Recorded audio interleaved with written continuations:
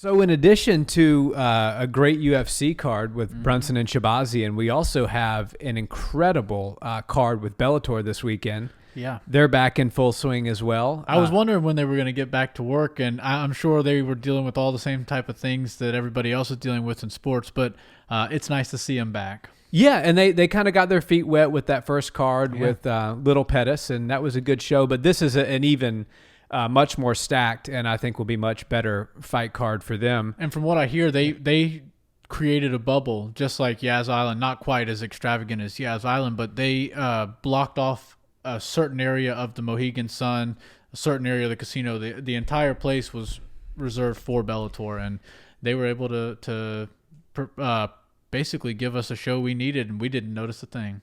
Yeah, and and I think that's the only way to do it right now in today's climate with COVID-19. That is literally the bubble sort of framework is the only way to do it. And not that we talk about baseball on this show whatsoever, but the MLB right now is having a major problem because what they decided to do was just do the season like normal, an abbreviated season, so less games. But they're traveling to and from the stadiums. So Astros here in Houston, they're playing at Astros Stadium, but it's just to empty seats. Some places have put cutouts of people, which I thought was it's cute, but it's like almost bizarre. Yeah, it's almost very, very strange. Very it feels like a scene in a horror movie. Yeah, exactly. Kind of. Can you like send a line drive to knock Jeffrey Dahmer's head off in the deep seats type of thing? Yeah, which that would actually be kind of a cool thing if that might add some excitement to baseball. They should add more points. Like if you can knock this person, if you can hit this face, then you get 10 home runs or something like that. Exactly. But yeah, so they're having, and just to very quickly wrap that up, they're having a major problem. 13 of the Florida Marlins, including some of the coaches and players, have come down with COVID. So the bubble is the only way to do it. Yep. It's the right way to do it. I understand that people don't want to go, especially the NBA, live somewhere, albeit it's Disney World, but to live anywhere for 4 months away from family with all these strict regulations. But, that's the way we have to do it for now. And Bellator has done a good job as well. And the one thing about the other sports and the difference between those sports, team sports, and mixed martial arts is Dana White, Scott Coker, these guys that are running fight promotions are not saying they're not requiring any fighter to fight. If you don't feel comfortable fighting, if you don't feel comfortable entering the bubble, don't. Right. We don't want that. We don't want to stress you out with that. You really don't have an option if you're a part of an NBA team or if you're a part of a football or soccer team or whatever. And that's why you're seeing these issues. Like the Lou Williams, the basketball player that went to a funeral. They gave him permission to exit the bubble to go to a funeral in Atlanta. And he just so happens to love the hot wings at that Magic City strip club. He loves it so much that he went there, and a rapper. I hear everybody goes there for the wings. Yeah, apparently they have really good wings, and the best stripping that you can see on the East Coast. But Jack Harlow, the guy that sings "What's Poppin'," he took a picture with Lou Williams, I guess, because they were there at the same night, and posted it on social media like a moron. And now the whole world, he probably would have gotten away with it if it weren't for those meddling white rappers, Jack Harlow. Oh, God. So he got in trouble. He's got to pay a $150,000 fine. And that's the whole thing is you're allowing people to exit a bubble. They don't really have a choice to quit basketball or not. You can't quit your team, but they did give him so I know the NFL, and I was reading a story, one of the players that's from Canada that I believe he plays for the Kansas City Chiefs, said that the option was you can play and you have to live by these regulations, or you can opt out of the season and you get a flat fee of $100,000 for the season, which, $100,000 for most people is a lot of money, but for NFL players, that doesn't even, pay their mortgage for a year. So, but however, this guy did opt out, and I wish I knew his name. I just don't know other sports as well as I know MMA, but he's going back. I think he's Canadian. He's going back home to Canada, and he's going to be volunteering as like an emergency type of person. So good for him. Shout out to him, whatever his name is. But yeah, the bubble, it really works for MMA, lends itself to being perfect for the bubble because you're not requiring too much of people as far as time. Yeah. Like you have to be in the bubble for maybe 2 weeks maximum. But whereas like with NBA right now, you have to be in the bubble until, if you make it to the championship, all the way till October. Yeah. So, it definitely, MMA and combat sports in general are the perfect sports for this bubble type situation. Yeah. Hands down, sports are better with fans in the crowds, but MMA is for sure the best sport without a crowd. And that includes other combat sports. Boxing has been horrible, in my opinion, with empty crowds. For some reason, there's a difference between MMA without a crowd and boxing without a crowd. And I don't really know. I can't pinpoint it, but it's different. Absolutely, and, it might be the droves of people that come in solely for the main event at a boxing event, which is usually what happens. Nobody shows up for the first 10 fights, but everybody's there for the main event. It looks like a regular boxing event, but for the main event. Right, exactly. So it's pretty strange, but it's weird how it's just that big of a difference for a sport that seems so similar, spectator-wise. Yeah. But yeah, the Bellator card. Yeah, getting into Bellator card, I want to just touch on this main event because I think a lot of people, especially some casuals out there, don't realize how good of a main event this is. Yeah. We've got Benson Henderson versus Michael Chandler. Benson was the baddest man on the planet at one 155 point. at the UFC. And I'm still not totally convinced Michael Chandler isn't the baddest man on the planet at 155. This would be a headlining fight on any UFC fight night card. For sure. Period. I'll just run through the list real quick for you for the win column for Please Benson do. Henderson. Cowboy Cerrone, Nate Diaz, Gilbert Melendez, Josh Thompson, Frankie Edgar, Clay Guida, and maybe you've heard of this guy, Jorge Masvidal. Gamebred? Yeah. So, I don't know how many people on that list you're familiar with, but I'm familiar with a few of them. Where I'm from, they call that the who's who. That is the who's who list. Chandler impressive. doesn't have quite the resume. However, Chandler spent most of his career in Bellator, so we can't really hold that against him. What Chandler does have is a win over Benson Henderson. Right. Does he get a second win over Hendo? In my opinion, right now, with how their careers are going and the age and the fight age, age and fighting age is totally two different things. Benson's been in the, he's so old as far as MMA goes. I think Mike Chandler gets it done. I think it's probably you can't really finish Benson Henderson. It's almost impossible to finish Benson Henderson. So I think it's going to go all the way to the judges, and I think Michael Chandler's going to get his hand raised again. Yeah. But it's going to be a hell of a fight. To your point, how hard it is to finish Benson Henderson, Showtime Pettis' greatest highlight of his entire career was the Showtime kick that he landed on Henderson, jumping off the cage, kicking Henderson in the face with the same leg that he used to push off the cage. Right. Most people think that was a knockout. That fight went to decision. No, that was such a strong kick. He used a piece of the octagon or the piece of the cage to land it. So the torque and the speed on that, the momentum was crazy. And yeah, Benson's as tough as nails. I think insane. I think it's going to be a great fight. I think he's going to win some rounds, but I think Mike Chandler gets it done.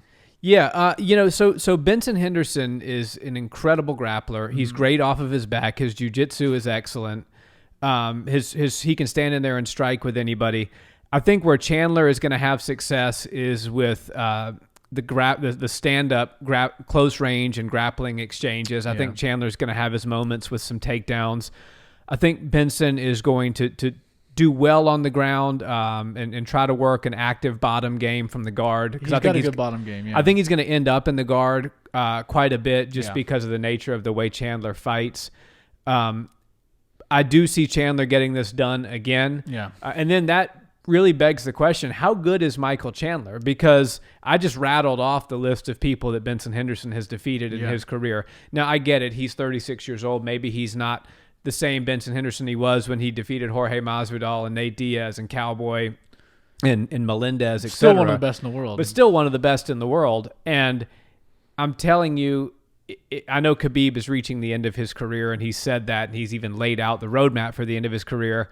But I think truly one of the shames in MMA will be if Michael Chandler never fights Khabib. A lack of co-promotion in general. Yeah, not because I think that Michael Chandler is, a 155 GOAT or anything like that. I do think he's a very, very good fighter, but I think his style against Khabib's style would be such an interesting matchup to see. Yeah, I think if you took the UFC's top 5 or top 10 from the lightweight division and Bellator's top 10 from the lightweight division, you don't have much to see there. I think the UFC probably wins the majority, if not all of those. But you could throw Michael Chandler in with anyone in the top 10, and they're going to have a tough night out. That's just period, end of story. Yeah. It doesn't matter. Bellator might not be as big a name as promotion-wise as the UFC, but that doesn't mean that he's not just as good as those guys. I mean, he trains with all of them. He knows exactly where he stands.